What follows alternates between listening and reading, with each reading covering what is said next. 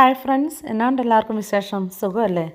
ഇതേ ഇന്നാൾ ഞങ്ങൾ തായ്ലൻഡിൽ പോയപ്പം അവിടെ കഴിച്ച ഒരു ഡെസേർട്ടാണ്.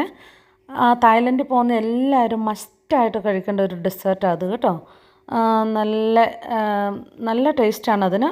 പിന്നെ ഇത് ഫ്രഷ് ആയിട്ടുള്ളത് നമ്മൾ മേടിച്ച് കഴിക്കാൻ ശ്രദ്ധിക്കണം. അവിടെ നമുക്ക് എയർപോർട്ടിലും സാധാ കടകളിലൊക്കെ പ്രീ പാക്ഡ് ആയിട്ടുള്ളത് കിട്ടും, അത് കഴിക്കരുതേ. ട്രഡീഷണൽ തായ് ഡെസേർട്ട് ആണോ? ഇതിനകത്ത് എന്നാക്കും ഒരു മാംഗോയും സ്റ്റിക്കി റൈസും പിന്നെ